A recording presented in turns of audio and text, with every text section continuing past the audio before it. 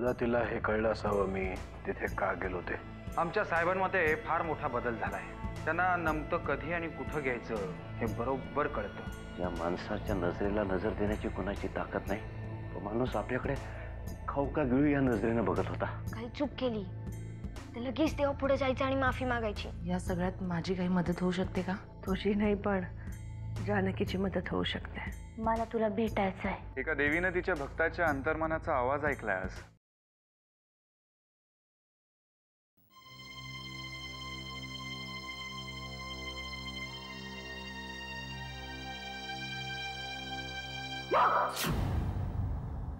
गण्या येडायच का? दचकलं ना मी पण असं दचकलं होतं कारण तिकडे बघ कोण आलंय.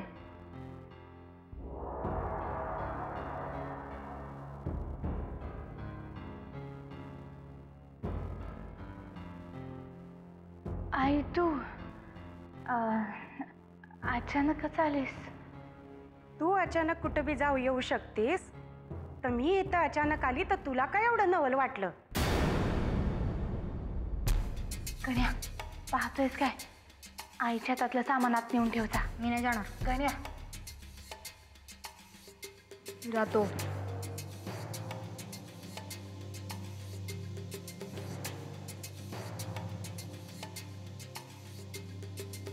तू तू बस ना, मी चहा करून आणते. माझ्या घरातली साखर संपली म्हणून मी एवढ्या लांब तुझ्याकडे चहा प्यायला नाही आली, तुला जाब विचारायला आली.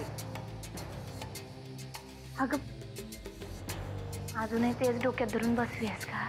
का तुझ्या डोक्यातलं समज गेलं वाटतं?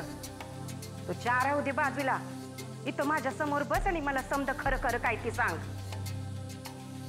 अगं असं काय करतेस? माझ्याकडे बघ.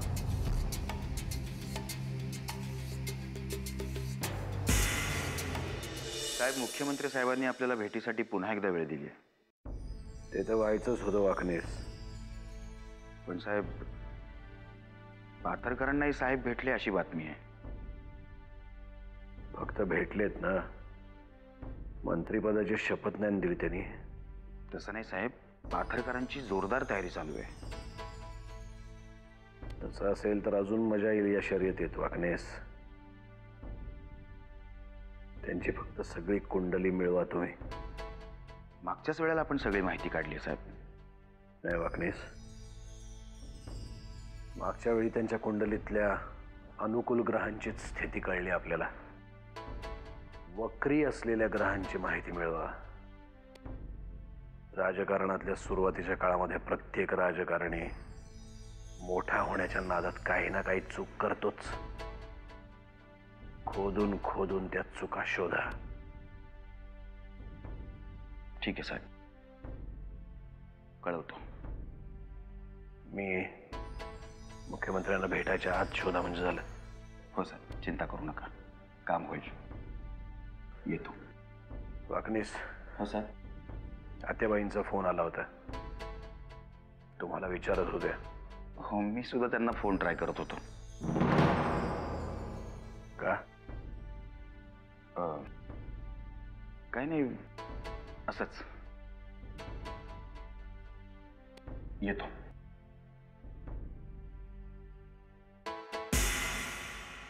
ही तर मी तुझी कारण ऐकाय नाही आली, तुला जाब विचारायला आली. तुझ्या खोटेपणाचा जाब. आई जाऊ देत ना आता. तेच ते काय धरून बसते. उगाच इशाला फाटं फोडू नगस. माझ्याशी खोटं का बोललीस? सुमित्राला डॉक्टरकडे घेऊन जाते सांगून कुठं गेलतीस? तुला काय वाटतं मी काय चुकीचं करीन का? हे बघ, उगा गोड बोलून मला टाळू नगस. आणि हे काय नवीन झंगाट मागं लावून घेतलंयस? हे सगळं मी अमृतासाठी करते. म्हणजे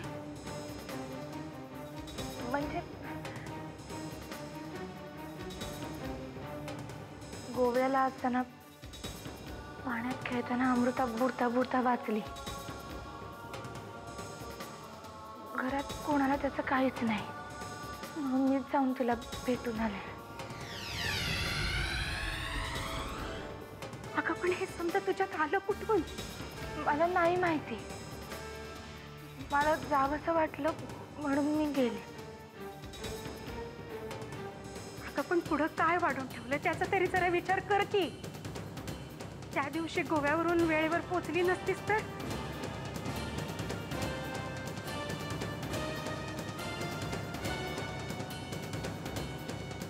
म्हणजे आर्यन म्हणत होता तेच खरं आहे. ती गोव्याला गेली होती तर. पण मग सापडली कशी नाही? नाही, आता मला काहीही करून हे सिद्ध करावंच लागणार. ही गोव्यातच होती. कारण ही काही एवढी हुशार नाही.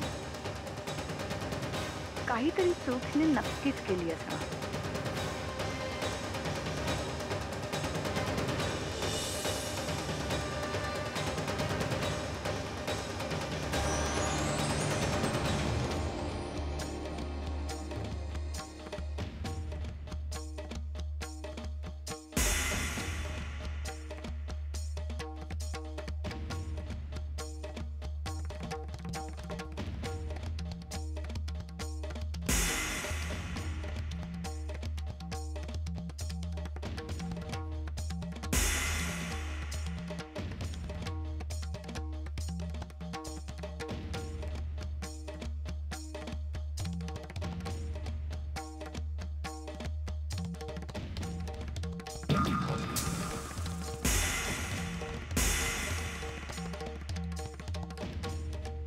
गोव्याचं क्रिकेट? मला वाटलंच होतं. ही अडाणी मूर्ख मुलगी काहीतरी चूक करणारच. एखाद्याला फसवायलाही टॅलेंट लागतं. हे कोण सांगणार हिला? आता दाखवतेस मी.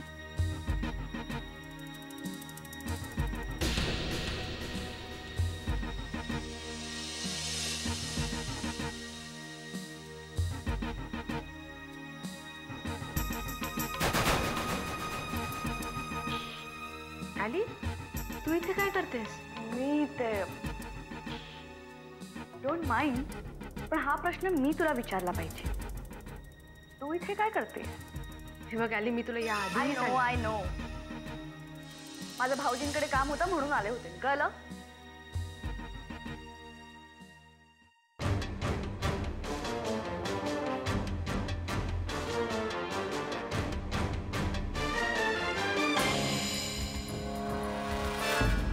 जानकी, या आधी सुद्धा तुझ्या हातून 2-3 वेळा अशा चुका झाल्या.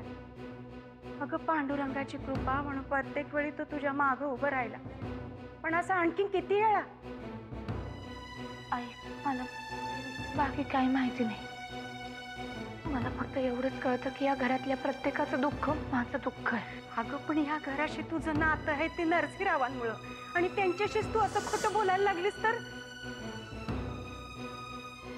मला माहिती आहे मी गोव्याला जाऊन चूक केली आहे, पण आता झालं गेलं, जाऊ देत. पण हे आता शेवटचं. याच्या नंतर तुला कुणी बी वाचवायला येणार नाही. समद्यांची दुःख असतील ती त्यांची त्यांच्याजवळ. अगं रक्ताची नाती आहेत ती शेवटी. किती बी लांब गेली तर रक्ताची नाळ बरोबर घेऊन जाणारच. तू तुझं बघ की. तू म्हणतेस तसंच होय, पण त्याआधी मला काही हिशोब चुकते करायचे. म्हणजे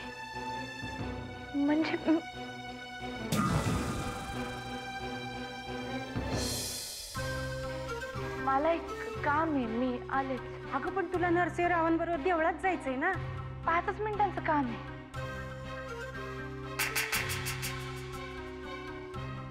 संपूर्णच परत येते.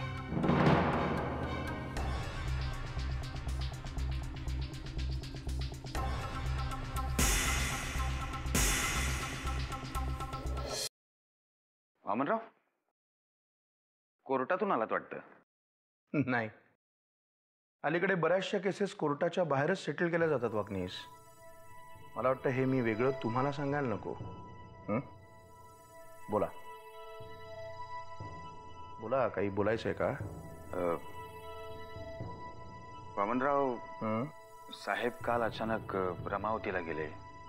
म्हणजे का गेले काही कळालं का?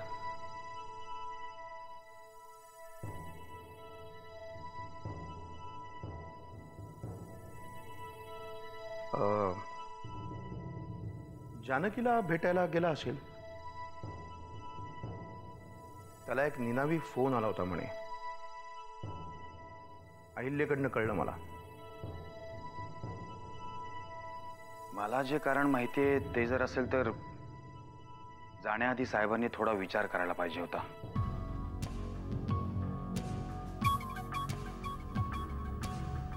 तुम्हाला माहित असलेलं कारण म्हणजे? जाण्याआधी साहेबांना जो निनावी फोन आला होता त्यावेळी मी तिथेच होतो. म्हणजे बघा ना, पूर्वी साहेबांना नुसती उचकी जरी लागली तरी मी जिथे असेल तिथे मला बातमी कळायची. पण मी समोर असताना एवढी मोठी गोष्ट घडली पण साहेबांना मला सांगावंसं नाही वाटलं. तुम्हाला काय वाटतं वागनीस? या घरात घडणारी प्रत्येक गोष्ट मला कळते. तुमच्या माहितीसाठी सांगतो वामनराव, साहेबांमध्ये अचानक खूप बदल झाले. त्यांचे राजकीय निर्णय, मतं, विचार सगळंच बदलत चाललंय. कशाला उगाच काठाकाठाने फिरत पाण्याच्या खोलीचा अंदाज घेताय? सरळ पाण्यात उतरा ना. राधिका मॅडमच्या रूपानं साहेबांना नवा राजकीय सल्लागार मिळालाय.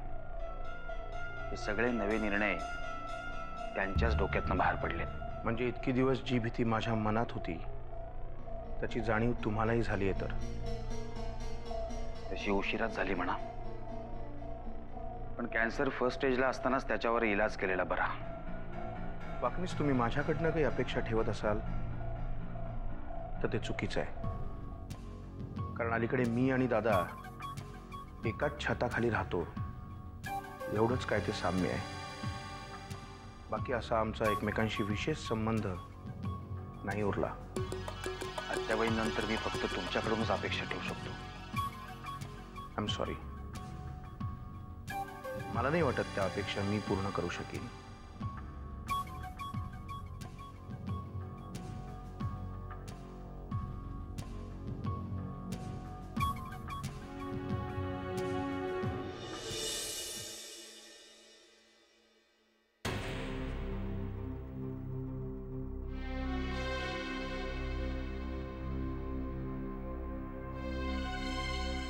अजून कसा नाही आला?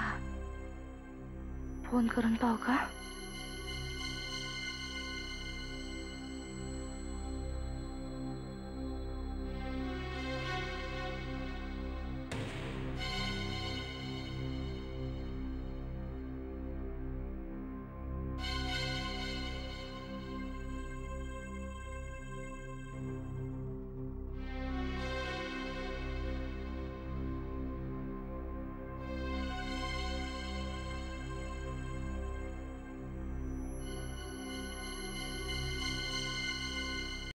जना काका, हे तुमच्यासाठी.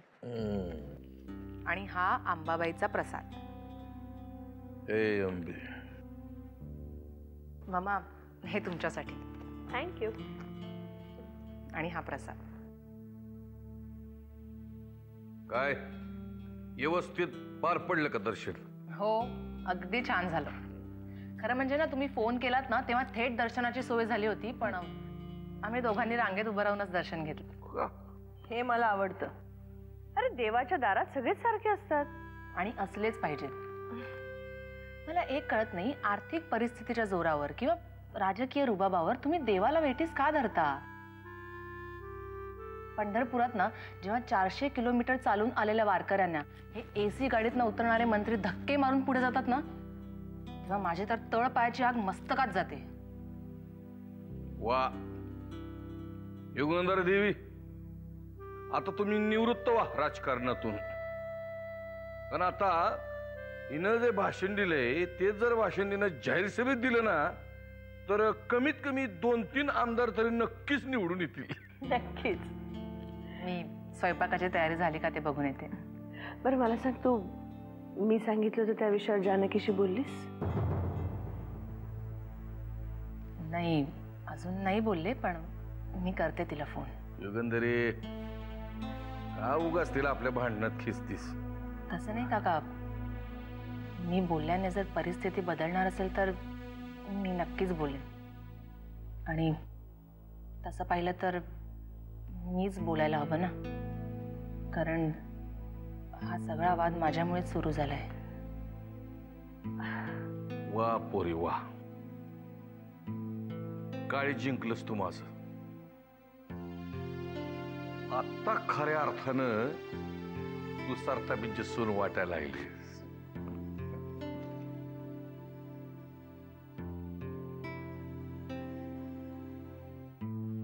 मी स्वयंपाकाचं बघते.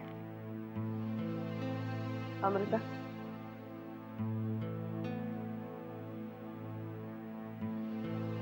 मी तुझ्यावर जबरदस्ती करत नाही. तुला जर काही योग्य वाटलं तरच तू जानकीशी बोल. मम्मा, इथे माझ्या वाटण्याचा प्रश्नच नाहीये. या घराला आता माझी गरज आहे. तसं नाहीये. उगाच कुणाला असं नको वाटायला की मी तुला हाताशी घेऊन राजकारण खेळते. मला नाही वाटत तसं, आणि कोणाला वाटत असेल तरी मला त्याची फिकीर नाहीये. तुला खरंच असं वाटतं की जानकी आपली मदत करेल? तिच्या आवाक्यात करण्यासारखं असेल तर ती नक्की करेल.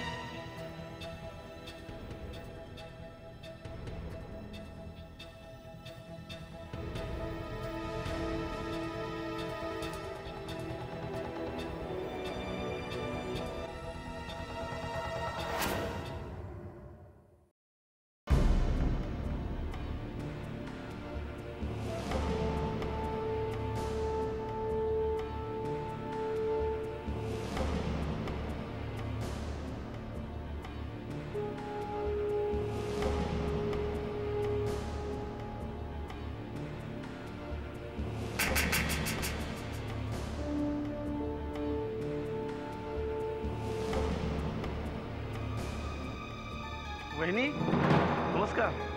ओळखलं तुम्हाला? हो नमस्कार. ओळखलं. पण तुम्ही इकडे कुठे? माझं काम होतं थोडं म्हणून. अच्छा, पुढे जायचं आहे का? सोडतो मी तुम्हाला. हो तर नाही नको. नाही हो, असं कसं? साहेबांना कळलं तर बाजूला उभं सुद्धा करणार नाही मला. नाही नको, मी येते.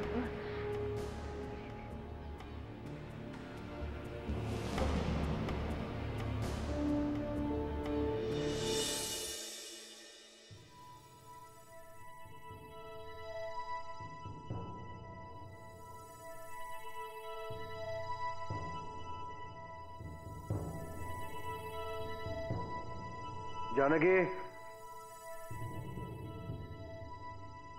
जानकी,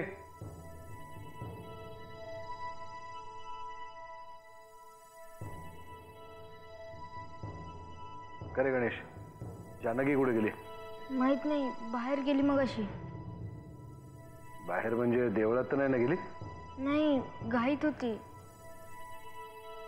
मी तिला सांगितलं होतं संध्याकाळी 5 वाजता देवळात जायचंय म्हणून. ठीक आहे.